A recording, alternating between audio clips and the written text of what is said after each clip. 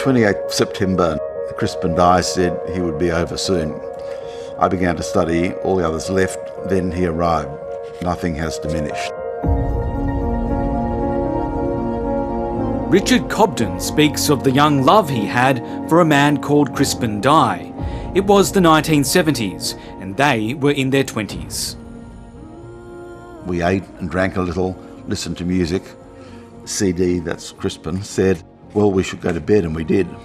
I slept the night with him. I was in incredulous ecstasy, but it happened. I developed a very big crush on him and was really in love with him for 2 or 3 years. He knew that. I'm not sure that he was in love with me. The pair stayed in touch, Crispin going on to work for AC/DC's record label Albert Productions. But the last time Richard heard about Crispin, in 1993, it was devastating. I remember reading it in the newspaper and being absolutely horrified that Crispin was dead. It was really shocking. Just before Christmas that year, the 41-year-old had finished up drinks with friends in Surrey Hills when he was fatally bashed in a laneway. His killers have never been caught. More than 20 years later, in 2014, New South Wales Police announced a reward of $100,000 for information that leads to a conviction for those responsible. Cases like this continue to be pursued. Even 20 years after a significant event like this, the New South Wales Government and the New South Wales Police Force is continuing its investigations. But this year, 30 years on, an inquiry into suspected gay hate crimes has revealed Crispin's shirt and jeans were never forensically tested. This is, as I say, the first time that these exhibits have ever been submitted for forensic testing in the nearly 30 years since Mr. Dye was killed. The inquiry found that 2 pieces of paper had been left unchecked in a shirt pocket. One had a bloodstain on it, the other a name and a phone number. The only rational explanation to me is that there were still strains of homophobia ingrained in the New South Wales Police, and that they thought, oh, well, it's just another poofter. What does it matter? Crispin's direct family have since died, but Lisa Colnan has come forward to the inquiry as one of his last living relatives. Crispin is my second cousin, and he was my mother's first cousin. So I think a lot of people who have family members die in that way. Everyone thinks it can't happen to them. It's not the normal way that people die, is being beaten to death in a laneway. So I think, I had some really difficult feelings about it. It was almost surreal. Lisa remembers when Crispin was in hospital before he died on Christmas Day. I was trying to block out the news reports.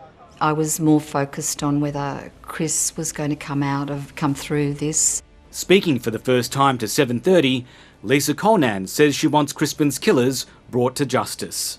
I think they beat him because of his sexuality, and I think that's just disgusting, disgraceful, and I wouldn't even call them animals because I love animals, and they're probably monsters to have done something like that. Earlier this year, the inquiry sent Crispin Dye's clothes for DNA testing. Remarkably, the DNA of an unknown male was identified and matched to another crime scene. I hope there's more concrete evidence to bring about an eventual conviction. Today, the inquiry resumed with Crispin's supporters in the public gallery. There was yet more criticism of the police for not doing more to DNA test Crispin's clothes. It is submitted, Commissioner, that the failure to find these pieces of paper is extraordinary. Then came what everyone was waiting for, information about the unknown male named NP252. Counsel assisting revealed he was linked to other violent crimes, but that in 2002... NP252 died by suicide later that year. An unknown male A has now died in 2002, so that does close off one important area where we might have found some more answers. The mystery around who murdered Crispin Dye 30 years ago remains, but today the inquiry has revealed two new developments. It's uncovered a second man whose DNA was found on Crispin's clothes. And another lead could be a woman who at the time claimed she knew who did it. The inquiry has criticised police for allowing so much time to pass, and along with it, the decay of existing evidence and the inevitable deaths of suspects and witnesses. I hope they can go ahead with whatever information they have and really dig deeper into it this time and not let too much time go past again, so that we don't lose more evidence or more information or relationships of people involved.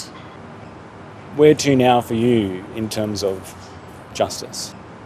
I hope that justice can be served, but I do have my doubts, and I just live in hope.